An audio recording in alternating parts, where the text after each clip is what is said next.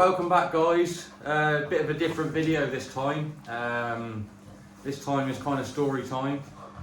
I know a lot of Dad's old stories from the past, but a lot of people don't.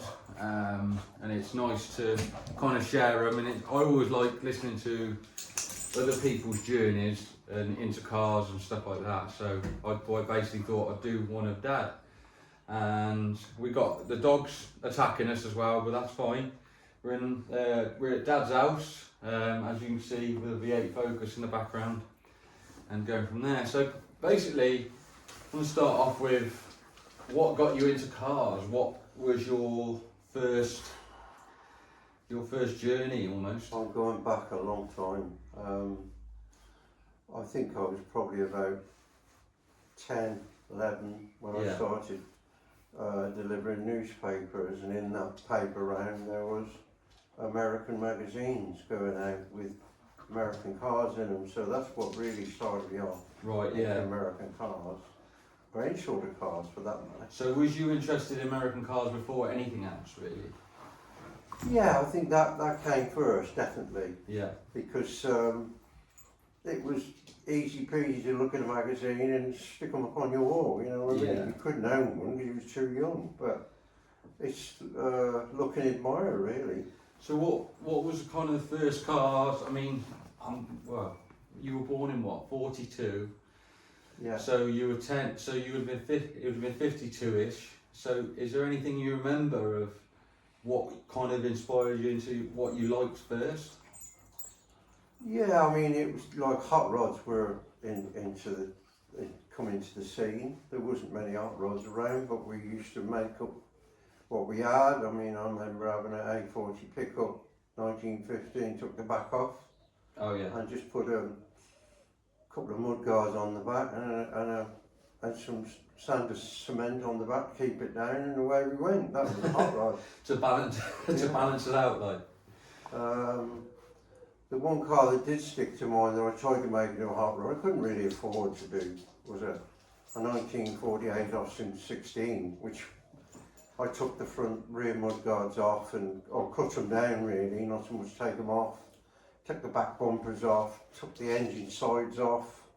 Nothing was hotted up about it at all. It was just an weight saving, I suppose. Was it like to lose weight out of the car to make it faster? Was that the idea? No, it was to make it look different from anybody else's car. You could see the engine, and probably in some instances it wasn't a good idea because when it rained the engine got bloody soaked. When we went, I remember going out in the snow with the boys trying to get to Cheltenham one night, and we took a challenge on, and there was snow all over the road, but we got as far as Tinnington, but we had to turn back, and when we got back, the engine was actually covered in snow, but it was still running on one cylinder. But, yeah, you were getting back, we're not fast. Good old car. That had a couple of moon eyes on the back to make it look a bit of a hot rod. Right, okay. Stickers, well, we called it Little Queenie. Little Queenie. Yeah. Cool. So that was So what sort of age was you when you had that? Was you like 17, 18? No, I didn't start driving till I was 18. I was a late starter. Oh, okay. But it probably, about 19. Right. I had that one. And that used to be also the car we used for taking Jim Capaldi around in the band, and Roger James do different gigs in different places. We managed to jam the drums in and the guitars in, and off we went, you know, that sort of thing. I mean, back then, them cars were tiny, really, weren't they? So you did well to get any of that in there, really. Yeah, I mean, it was. We got it in. Yeah. Put it this way.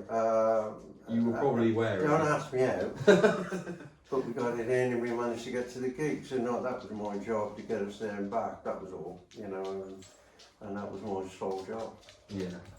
So what was your first car you remember being your first car on the road? Was it A40 or was it? No, I went silly. I had a 1937 Buick straight 8. Right. McLaughlin. We didn't mess about in them days. I remember you showed me a photo of this. We'll see if we'll get a photo and we'll put the clip in the photo in the video. But like, that was a big car, wasn't it? Oh yeah, it was. You could get 8 people in it. Yeah. Basically like for want of a better word, like a bit of a staff car for the army. Yeah. But it wasn't an army one, it was before that, 1937. It had bulletproof windows and stuff like that, which I think most of them had anyway. We had a straight 8 engine, which most of it was in the boot when I bought it. We managed to scrub it together and get it unseized and get it running. Well, that just gives you an idea of how big that car was, because if it's straight 8, so it's a straight 8 is 8 cylinders in a row. It was 20 foot long. I mean, it was a big car. Suicide doors on the back. Yeah. And ordinary doors on the front. So we used to play around getting in the back and in the front, going along the running boards. Yeah. Remember you telling me a story? Bit of a laugh. I managed. I had the cops chasing me one night from Redditch. I didn't know it was the cops. I just thought somebody wanted a race. But they managed to pull me over, and I didn't get a ticket, but they was quite impressed at how fast I was going. In fact, I was quite impressed how fast I was going. Yeah, well, sometimes you push the limits before you realise how you're going to stop it, kind of thing, don't you? Yeah, it wasn't that good to stop it. Well, you had a lot of weight behind you, I can imagine. Yeah, well, when you think I came out of an Austin 840 Farina on the day I took my test, right, and then jumped straight into that. Well, it's like almost 2 of them, isn't it? Yeah, it was like arm out the window, down Evesham High Street, Jack the Lad, you know. Yes, just a lovely feeling. Obviously, being quite an unusual car, was it like one of its kind in your area? I mean, was you were really well known for it, I suppose. There was nothing around like that. They had the odd Georgievich brothers and Neddy people had like a Cadillac and stuff like that. But there wasn't that many. Probably 3 or 4 around Evesham, but I couldn't name them all. But there was 3 or 4. But like, I mean, the roads back then must have been. Like, obviously they're quite narrow now, but they're nothing like they used to be back then. I mean, was it hard to get around in that type of thing? Like, no, roads were a lot clearer. Obviously, there wasn't so many cars on the road. Yeah, true. And you could do stuff that was iffy, dangerous, and get away with it. Yeah. Like jumping on back bridges and stuff like that, and not going into the wall. You know, that was the art is to keep it upright. Yeah. So, obviously you told me a few stories about you just going, like, you used to race around a little bit and you'd be talking to your mate and he'd be gone because he ran across the running board and got in the back or something. Yeah, that was coming back from a scramble meet and there was about 3 or 4 of us in there. But what I do to be able to run it was I used to just have my mates in there, go into the petrol station, put what I thought was a significant amount of petrol in it, and then tell them I got no money and the bloke was paying. Right. So they always just split the money between them. So you forced them to pay? I forced them to pay. Yeah. I mean, it was only been about 9/10 to the gallon anyway. Right. Oh God. And if you didn't have more than 5 gallon in the tank, it rolled to the back of the tank. You went uphill, it stopped. Yeah. So you know, it was that sort of. That's the way we managed. Yeah. That's the way I managed. Take it all that. Because I mean, obviously, what was like? You wasn't on. Was you on a good wage back then, or was it kind of just? Well, it's hard to know. Not really. I remember I had to pay £10 a month for the Buick insurance. Okay. So I used to pay that in instalments. Yeah.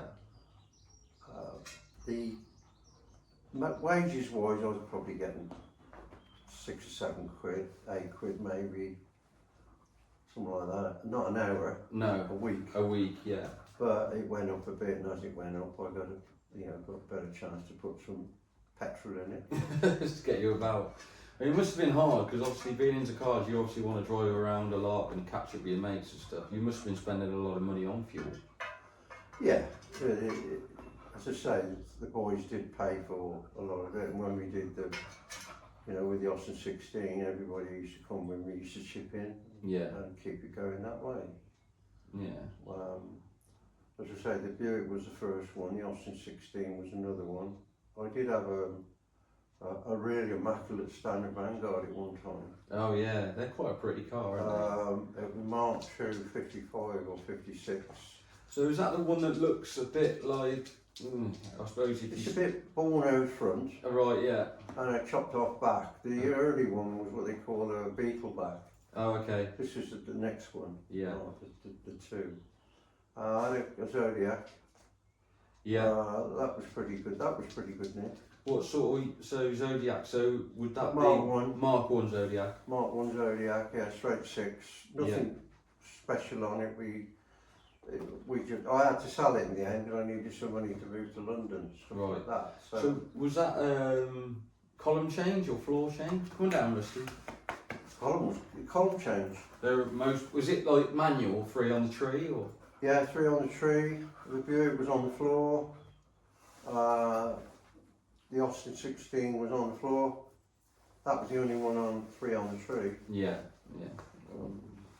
So you went from Buick to, you had a Zodiac briefly. I had a Zodiac, Vanguard. The Vanguard. And the A40 was a little thing I had in between. Basically I kept it. Just to get you around, I suppose. It was so bad, the engine, to make it stop rattling I had to put like 90 gear oil in the engine. It had a job starting up, but once it went, it was going. Yeah, yeah. And a mate of mine who I didn't really like, I sold it to him for 40 quid as it was. Tell him. Fair play. So what was your next, because obviously you say you got into hot rodding, you actually, I remember you telling me about, was your next vehicle the Cresta? The Cresta came... Or was that later?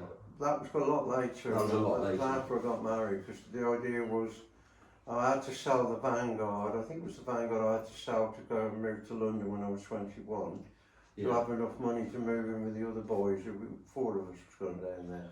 So London was like still expensive to live in back then? Oh yeah, it was a bit of a shock to the system, I can tell you. Yeah. Moving out of home into London. And nobody said good morning or good evening or nothing down there. Really? You know, it was Cutthroat sort of thing. Basically, I thought it was, what the bloody hell am I doing here? Yeah, you know? yeah. So we shut this door. Yeah. Yeah. So yeah, but there was a Morris Oxford in amongst all that. I remember a Morris Oxford M series side valve. Yeah. That was a pretty good tool. Because you did tell me about you had a before. I don't know whether it was before you moved to London. Did you have a 100E or something that you used to race backwards and forwards to London? Yeah, so I had when we got married, to get a house, a free house like a council house in a place called Letchworth. Yeah. I had to travel every day from London to Letchworth, and it was a 100E Squire, 1957, with the woody sides. Yeah. That did well. I mean, I got it down to a fine art in the end, probably about 35-40 minutes to get to work and come home again. But the gearbox always played me up, and it was a bit...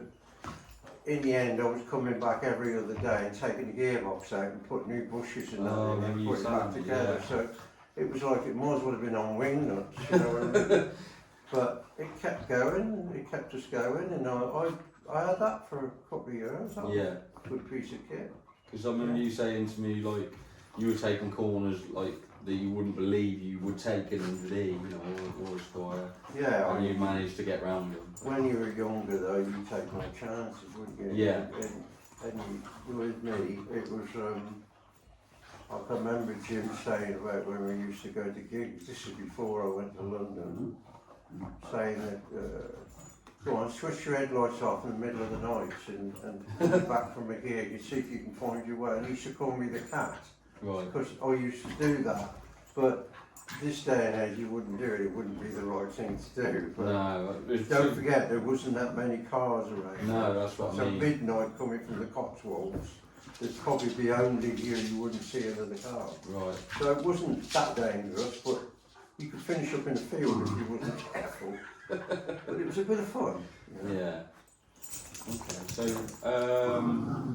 So what, after you kind of got settled in London and stuff, what car did you have then, or did you not have a car? Well, when I moved to London, I didn't have a car at all because I finished up buying a Ford Pop. Right. off one of the Welsh teachers who lived in the flat next door. Sit up and beg. Sit up and bag. Yeah. It was a pretty good car, Yeah. but to make it hot rodding, which I don't know if it was a good idea at the time, Yeah. it wasn't until I drove it to Hull that I thought it wouldn't matter. I'd swapped the wheels, put them on backwards, Oh, okay, yeah, to make and them... made it wider, so it was hot rod, you know what I Yeah, mean? yeah, But yeah. by God, it was all over the road. And when, by the time you got to, was it up that way anyway? Yeah. And your arms was aching, you know what I mean? Yeah. But we made it. Yeah. So, yeah, the big mistake I made was after that one, somebody offered me an Oldsmobile, 1939 Oldsmobile. Right. And I was just 30 quid, I think I paid for it. But it was, I looked round it, it was all, it was like, Real it nice. was like, oh, really nice. And it wasn't shiny, it was all burnt paintwork and stuff like that. And Yeah. just old. Yeah. What I didn't notice is there was a crack in the block about 18 inches long. So being a mechanic, you'd have probably thought I'd have got that. Yeah, yeah, But yeah. it didn't leak. And to be honest, that got us all out factory, shoving back a few times. Gearbox didn't want to play ball sometimes. I had to play with it and got Ted Grace, an old engineer friend of mine who used to be on the race team. Yeah. He did a bit of jiggery pokery, so I managed to get back to London in it, sort of. Right. Um, Was Oldsmobile, I mean, bearing in mind, I don't know enough about them, it was quite a luxury car. oh yeah, it was top of the range. That again was nearly as big as a Buick. You Yeah, probably get because of that year. 6 or 7 people in this. Yeah. And I remember having the book, the handbook, and it said on the front, it's smart to own Olds. Oh, yeah. Of course, when it broke down or anything like that, my mates used to say, I thought he said it was smart to own Olds. Yeah. I thought it was a good saying, Yeah. Yeah. but we didn't always Yeah, that play kind ball. of, yeah, that kind of bit you in the ass. Well, I had a yank, you know, Yeah. that was only my second yank, so for me that was, I think I made a profit on it though, I did sell it. Yeah. Well, I can remember driving it from Eve to Evesham, and we didn't get up Bolton on the hill very well, so a lot of them had to get out and push up the hill to get me up there because of the gearbox. And we got over the top and went down over Broadway and back into Evesham. And I said to the guys, look, I ain't stopping. Yeah. So, well, what we're going to do, I said, you're going to have to open the door and get out. I'll slow up as much as I can, because if I think this car stops now, it ain't going to get going again. Yeah. So they all jumped out one at a time. There were about 3 or 4 of them in there, jumped out, and I got home all right. Ted had a bit of a look at it, and when I went back, I asked them if all they wanted to come back with me, but I'm going back the motorway, Right. M1. Well, that was a disaster. Oh. I'm getting down there, and I got to Luton, which, you know, I didn't think I was going to get that far. I got to Luton, and I was going that slow on the hard shoulder. The cops come in front of me and got me off and told me I've got to park it up for a week. So I had to park it up for a week. They didn't fine me or anything, No. but I told him it wasn't very happy. But that wasn't the gearbox, that was petrol pump. Oh, right, okay. In the end, we found. Right. Just giving up, I suppose. It's given up, yeah. What I did is put an electric pump on in the end off of Morris House, No. Yeah. rigged it up, and went back with my old mate Bill Sims, who was one of my flatmates, so I've known him since I was about 6. Yeah. And I said, follow me back. I said, but if you're going to follow me back, you better be, I'm going in the outside lane and I'm going to give it one. Yeah. And I was flat out all the way from Luton to Edgware. My God, there was smoke and steam and jags were pulling over. It was a nightmare. So what sort of speed did you think you got up to? Oh, blimey, at least 70. Oh, really? I was flying. I bet that was bloody fast back then. It was. Yeah. Fair play. I mean, it's mad to think that that's a normal speed limit now, but back then, I mean, you look like 100Es, you were lucky to get 50 out of them. Yeah, 100Es, yeah. Well, yeah, I'd probably get 60, 65. Yeah. On a bit of a run. Yeah. I forget how many miles it was to Letchworth in 100E, but give you some idea, 35, 40 minutes. So So instead of having like a group of mates that were like almost car mates, that you had a lot of mates that would kind of just jump in with you in a way. Yeah, there was a couple of them that did have cars, but like they wasn't till later really. Okay. Till later on in life when I was 30s, about 30s. Because I suppose for a lot of people, were cars expensive for people? Or Yeah, I mean it wasn't a priority, I suppose. no, I mean you could buy a car as long as you could buy them, 30, 40, 50 quid and have a bit of a mess about with them and get them going. Yeah. I remember one guy gave me a 400E van, it me, it was just a shell, and it was left in the lane, we had to go and get it, and I turned that into an Autograss car. Right, okay. Or a jalopy as they used to call them. So was that later on? What sort of... That was after I was married, that was a long time after I was married. I had a Rupert about then, so we're talking, I actually started Autograss racing in 69. 69, so okay. 69. Yeah. And then I did it for 10 years. So how long was Autograss racing, well, I suppose was it classed as Autograss or was it classed as stock car racing? No, Autograss was the thing. Ford Pops, 100Es, rear wheel drive, Lotus engines, Jag engines, V8 engines. Yeah. But the thing is, it was the only cheap way you could go racing. Right. And when I first saw it, I went to watch one, I thought, I can do that. Yeah. And you could build a car in a weekend. I mean, yeah. A few scaffold poles and a bit of welding here and there, and away you went, Yeah. And it was just great fun, great camaraderie. So what did you do? So obviously you got given 100E van and you obviously made it into a grass car. So what did you do to make it fast and I'd say safe? Well, basically you couldn't do anything to the engine because it was a side valve 1172cc. Right, so you were... But what we used to, what my trick was, take the head off, flow it. Okay. Because don't forget it was side valve, so you couldn't flow much, No. make it shiny and all that. And maybe where the valves are, you could just grind out a bit in the block to get the flow to get in and out. Yeah, just get it. And I had a trick, if you see any of my old cars, I always worked out that if you got a ram pipe, yeah, the same circumference is what the top of the carburetor was, so in this case it would be a Zenith or whatever it was on the Ford at the time. like a 2-inch almost, I suppose. Yeah, it's like you should use drain pipe off scaffold, for Oh, your right, drains. Yeah. Get the right size of that, and then you'd measure from the top of the carb to the valves.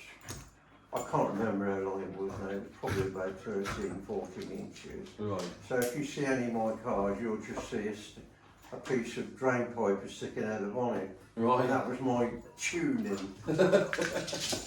Your ram air, I suppose. But it was, you had to rely on skill to get round and not get damaged and win if you could, Yeah, because I suppose you still, I mean, even though you didn't really have the power, you still had to have the skill to stay out in front and take the right line. And yeah, you always had, the thing is with that class, everybody was in the same boat. Yeah.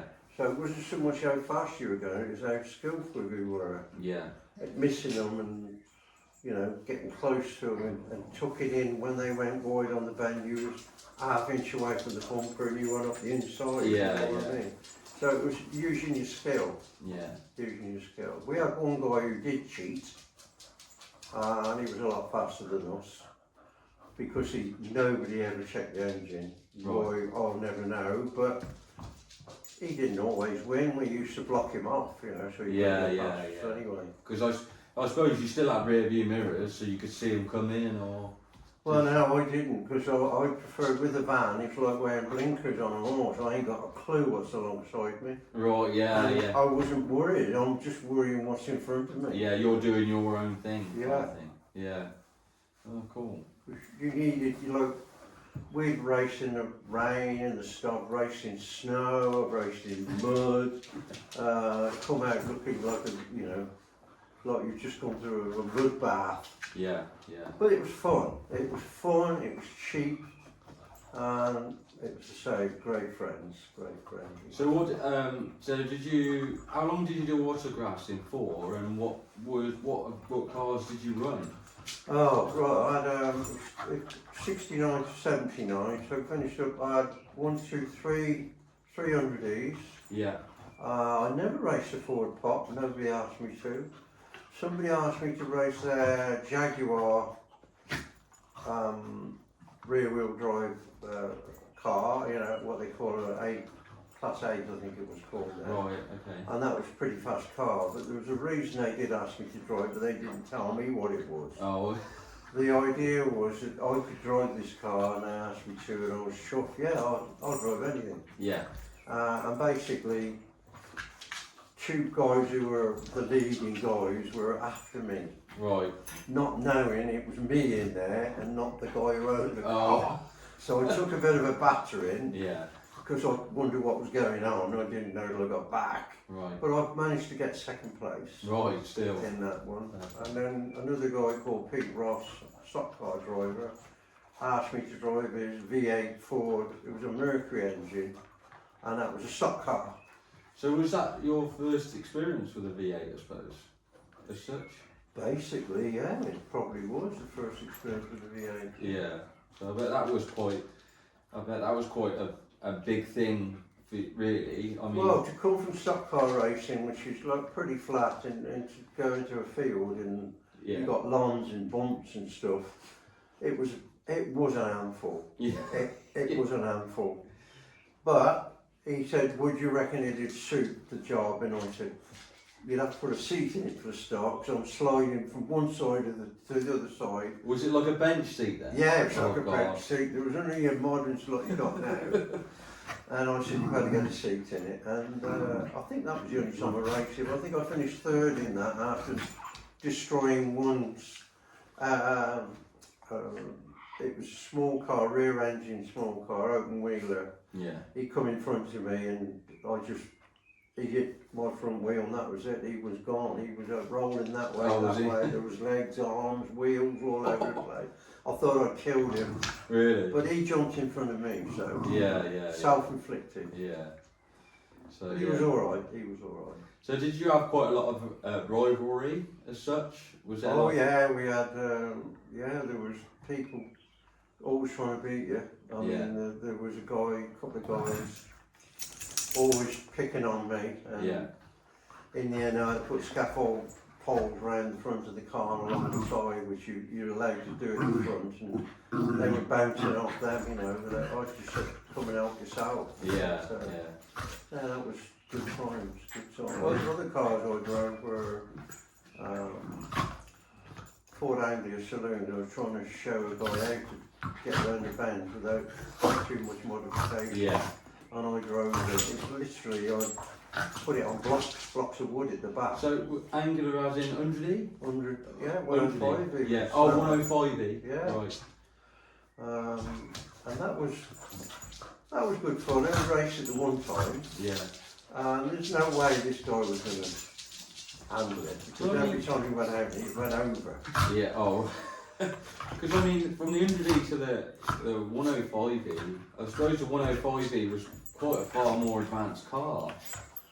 In a way. Yeah, well, it took a lot after, more, wasn't it? It's the car after the 100E. So it took a lot more abuse and stuff. Yeah, I mean the 100E took a lot of it. Did they? Anglias were not quite so strong. Yeah. So they were posher looking, you could spray them off and make them look good. Yeah.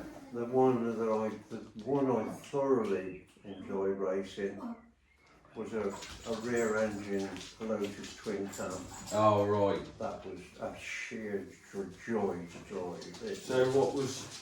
So obviously rear engine. So it was like just a frame car. Yeah, it was like an inch box frame all the way around, and it was front suspension would be something like a Triumvirate or something modified like that. Right. Rear suspension would be that would be somewhere like Volkswagen or something like that. So the engine was right at the back, and then you had like a transverse kind of. Yeah. Wow. And that was quick. Yeah, I mean, That was it's quick. nuts to think that, like, I mean, they still race them type of cars now, but they're obviously a higher booster and Yeah, bike engines and everything. when bike engines started coming into it, I started losing a bit of enthusiasm because I'm thinking these engines that cost a lot of money. There Yeah. was more money spent on an engine. I spent on 2 or 3 cars. You know what I mean? Yeah, And I thought, I ain't going to be able to keep up with this. yeah, And I couldn't. There was other saloons out there that blokes were spending so much money on, yeah, and we were just sticking with the saloons that we got. And it was, you know, if you haven't got a car that can win a race, no matter how good you can drive, they're just going to be faster. yeah. So you say, what is it, 69 to 79 you did that? Yeah.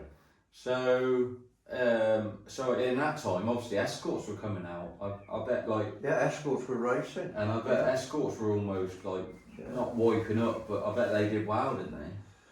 They did good. I mean, they did as good as the because they had that better engine, the overhead valve engine and stuff like that. That was pretty good. And then some people used to put bigger engines in them. Yeah. I don't remember anybody putting a Lotus in. I think you were only allowed so much CC. Oh, okay. So you were like limited. They were all like overhead 1600s or 1500s or 1200s even. Yeah, so they did limit it so to make it quite fair for people. Yeah, they tried to limit it in a way because we didn't have MSA or RSC involved. We had our own rules. Okay. British Jalopy Racing Association, and the rules were you could run an engine as long as it wasn't this and it wasn't that. You know what I mean? Yeah. So did they like scrutinise you quite a lot? Did they keep an eye on what people were modifying and stuff? I mean, overhead valve being an escort, was you allowed twin carbs? Yeah, you were. I think it was the CC rated, that's all. You could go for the twin carb, you CC rated. Right, yeah. So whatever. Scrutineering wise, it was a case of they had a look round the car and you had to just drive down a bit of a lane with 2 bits of rope, you know, and hit the brakes, and if all 4 wheels come on, that was it. That was scrutiny. Alright. So scrutineering was about 10 seconds then, really? Yeah, we didn't have. They went through them quite quickly. Yeah, yeah. There wasn't many I know that didn't pass. So how many were like? How many would you say average people were? How many people were competing in a weekend? About probably 35 of us in the side valve class. Wow. And then there'd probably be, you know, the rear wheel drive class and another sort of 20. Right. And then there'd be the big class would be probably 12, 15. So right, so it was well over 60 cars. Yeah, and then of course the cars were used as well. We had a ladies class for them as well. At this time it was all men. Yeah. But then the women's class, they could use like the side valve 100Es and 105Es and stuff like that. Oh, Minis came into it. In fact, I hate to say it, but I did race a Mini for a few years as well. Yeah. Because I'd always avoided Minis ever since they were built in 1959. Right. But a friend of mine who worked for Longbridge said, "You race it, I'll fix it." I said, "You got a deal." Yeah. So because you only didn't like the Mini because it was hard to work on. it was just hard to work on. Now it's like it's easy. 2024. I would do one. Yeah. You know, but then, I didn't need to do that. Yeah. I'll work on a 105 or a Zephyr or a Zodiac, no problem. Yeah. So yeah, that was the difference. Kept it a simple car. I even went to school and I had to do a gearbox on a Mini. Right. In Worcester here. And it was a proper school from BMC to be able to do. Oh, right. And from that day to this, I don't think I've ever took one out. You scared the car? I used to just go to the toilet when a car came in if it was a Mini. Yeah, bro. So obviously when you were autograssing, you obviously must have had a tow vehicle, a trailer or something. Yeah. So what was your trailer? Was an old caravan maybe? The trailer was an old caravan with probably a wooden base. It was 2 wheels, not only a 4-wheel posh stuff. Yeah. 2 wheels. And to be honest, the cars weren't heavy anyway on the trailer. Tow car wise, I'd use a Datsun 280 or a transit or something like that that I had kicking around, and enough to get the kids in as well, you know. Yeah. And my mate used to have a Morris Isis to tow his with, the old Isis. Yeah. Wicked. So like, obviously you must have been a bit more comfortable with your work and your job and everything if you were racing. Was life not too expensive then, or is that? No, you sort of, yeah, I mean, life was, you just afforded it. You afforded your groceries, you afforded your kids, you afforded your mortgage, and you had probably a little bit left over. But when it only cost you 30 quid to build a race car, it wasn't so bad, you know. Yeah, yeah. You got your road car, whatever it is, a Zephyr, and just put a tow bar on the back of it, Yeah. and a caravan trailer, and away you went. That's all you needed. Yeah, yeah. So what did you, and was these events like a two-day event? Or? No, it was only one day. So you turn up in the morning? Yeah, you turn up in the morning, weather, whatever, you turn up, they scrutiny and send you off. You'd be on the way home and in the pub by 6 o'clock, 6:30, having a jolly. Yeah. With or without a trophy. Yeah. Fair play. So I'm guessing that was there quite a lot of places to race back then? I mean, obviously. There was actually. You'd be surprised how many farmers let you use their fields. Right. There was Breedon Hill Club. I was found a member of the Evesham District Jalopy Club. Yeah.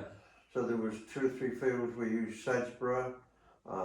We used Stratford-on-Avon, which is still running now. Right.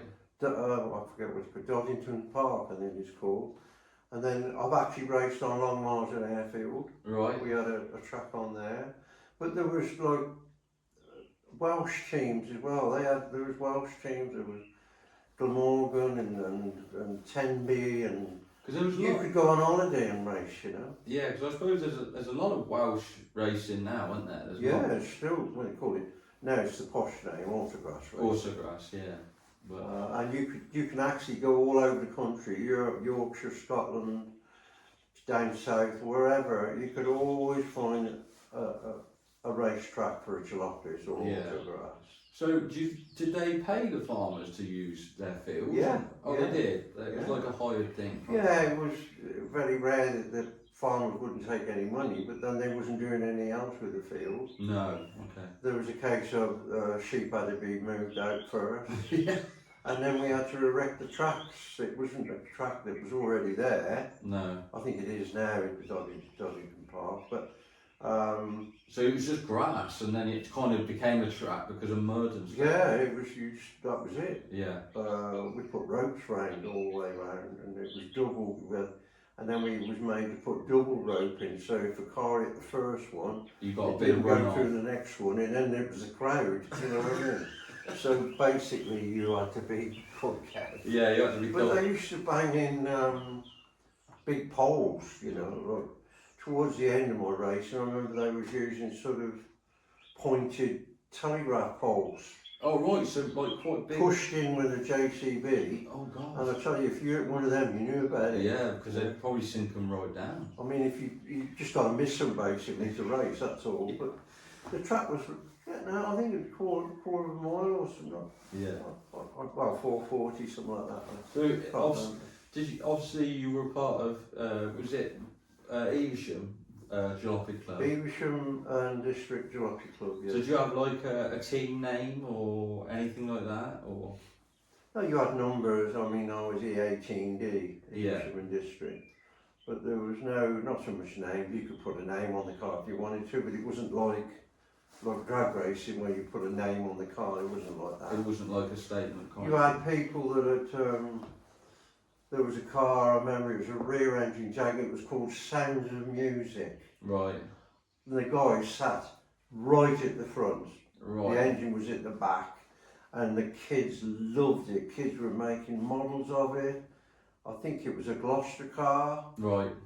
Or Stroud or something like that, but it was just, it was a monster. It was so long, it was like 20 foot long. Bloody hell. But it was a monster, and it raced against the Jags and the V8s. But Sounds of Music was about the only one I remember that had a name. Right, okay. So it wasn't really like a named kind of car sort of sport. You were just No. You were just in it for a bit of fun and from there. So what made you come away from the racing? Because bike, obviously engines were coming in and stuff like that. What? Yeah, I mean the bike engines were one of the things that started me off thinking, oh, do I really need this? And then the last race, I think I put a 16, no, I put a Lotus engine in the inside with me. Basically, it was set right back, so it was basically I was sat alongside the engine. Right. Okay. And it was quick, but it was. I thought, in my own words, I actually remember saying to my wife, if I'm going to drive like a Pratt, I might as well forget it. Yeah. And that's what happened. I hit a pole, and the car was in my garage at home in Lower What Wick. car was it? 100E. Oh, it was 100E. 100E. So with mid-engine. So Lotus engine next to you. I mean, what was dividing you from the engine? Nothing. Nothing. It No. was just. So, I mean, you could have actually had the throttle here almost. Well, yeah, you could. The gear lever, I think the first one I did was an 100E with a straight six Zephyr engine in it. Right. That was a mid-engine. And that came in handy. That went into the big class because it was a big engine. Right. And I remember driving that and the throttle cable braking. Yeah. And I just wondered, I couldn't work out what it was because the engine was next to you. Yeah. You just grabbed round and thought, oh, there's a bit of cable here, so I wrapped it round my hand. Yeah. And away I went. That was your throttle. And I think I finished third in that race. When I got out of the car, it had cut through my hand. It was all really? around my hand. Yeah. Because I'm guessing you didn't have like almost safety gear. You had a No. helmet, I guess, but. You had a helmet. It's up to you whether you wore gloves, and you usually wore a pair of overalls. That sort of nothing But fireproof. It's mad to think that the engine is literally next to you. I mean, if you had a car backfire, you'd lose bloody your eyebrows, I suppose, and stuff like that. It's like It was well, that was the way it was though. Everybody was in the same boat. We were having a good time, and nobody was getting hurt. Nobody got burnt. Nobody got broken arms or anything. And it wasn't that fast, you know. No. It wasn't like you're doing 100 mile an hour, you know. It was, yeah. you probably think you was flying at 45 mile an hour. Yeah. Well, you probably feel it because you're up and down and like jumping. Oh around. yeah, well I don't know what you know. Field longs, they go like that. Right. You was trying to get from the top of one to the top of the next one. Almost like the motocrossers do now. Yeah, basically. But what you didn't want to do is hit the top of one and hit the bottom of another. I did that once and went nose over tail. Oh no. Yeah, it just dug in and went over. Oh god. But I remember sitting there looking down on the ground going, oh, okay, here we go. And it was like slow motion, it's weird. But the car was fine, we just put it back up together. Didn't have to do anything, you just started it up and drove it away again. But they were good solid cars.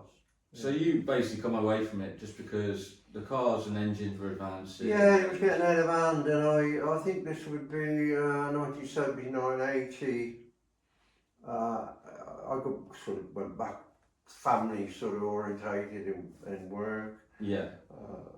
And then I think a mate of mine took me to Santa Pod.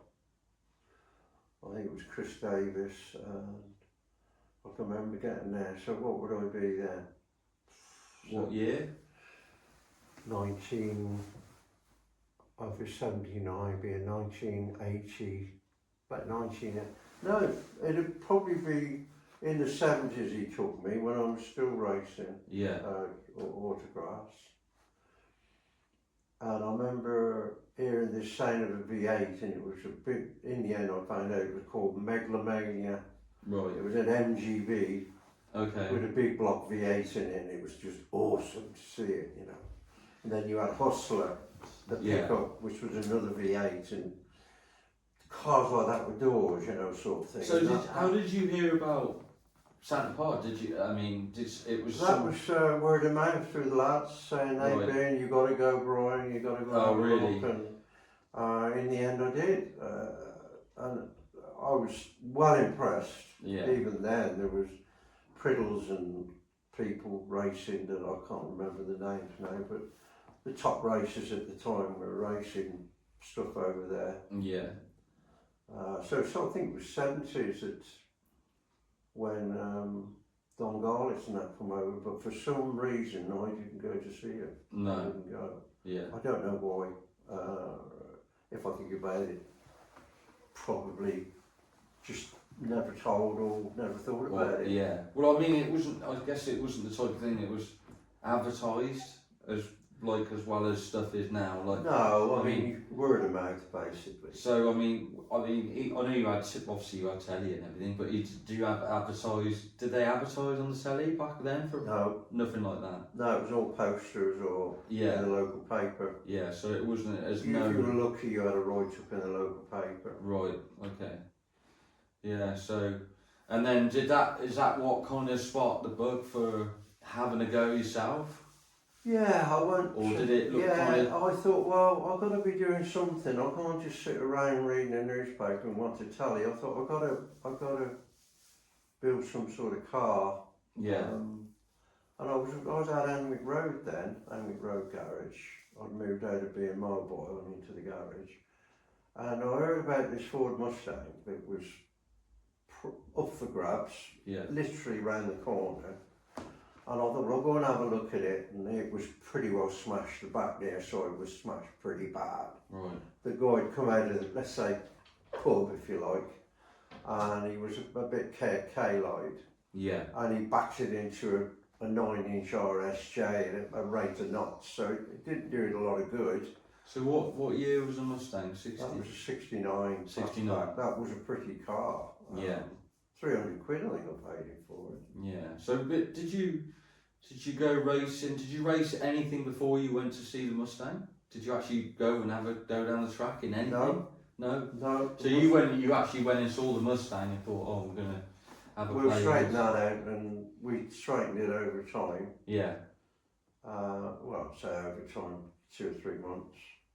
Yeah. And then you couldn't buy the bits like you can now. So a lot of it had to be straightened. We had to put it on a chassis jig and get it all straightened. And some friends of mine did that. Right. Maybe got it within an 1/8 of an inch, I suppose. Right. Yeah. With a proper jig, you can get it right, can't you? Yeah. Yeah. And that car was basically a standard 69 Mustang, nothing special. Right. Okay. But it was a V8. So V8 69. So what motor was that? A 289? 302. It was a 302 because it was a later model, I suppose. Yeah, it was because 69. It was the last 289 was 1968. Oh, okay. So yeah, it was on the changeover kind of. So it was an automatic. Right. As well.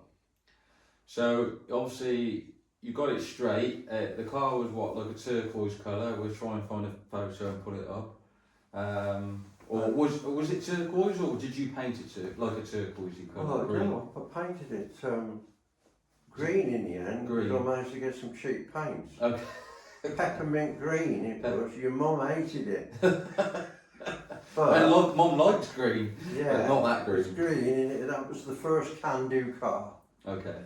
And the Can-Do came from when I was younger, I'd heard that I think it was 3 or 4 or 5 jets came over from the USA to England in record time. Right. American jets, and they called it the Can-Do Project. Right. Okay. And I thought that'd be a good name for a car. Yeah.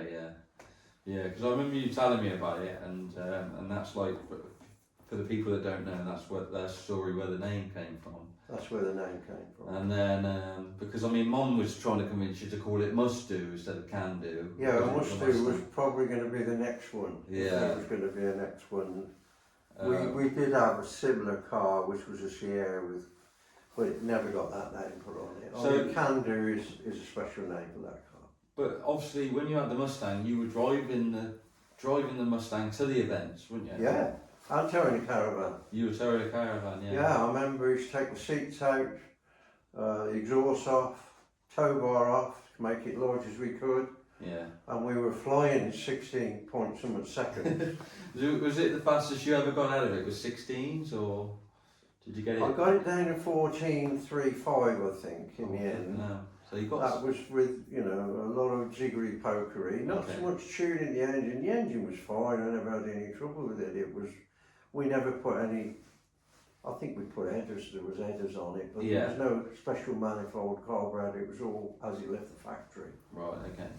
So you just did as much as you could with what you could afford. I suppose, did you change gearing or anything like that? Or tyre sizes or anything to try and gain anything that way? Not really. I think because it's bracket racing, and bracket racing, in my opinion, is the way to go if you ain't got loads of money. No, yeah. And you just did what you could as long as the car was consistent, and that's what it was. It was consistent. Yeah. I think it ain't speed; it's consistency that wins your races. Yeah.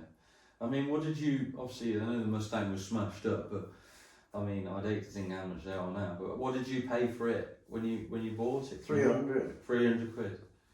Wow. I think I sold it for 1,500. Right.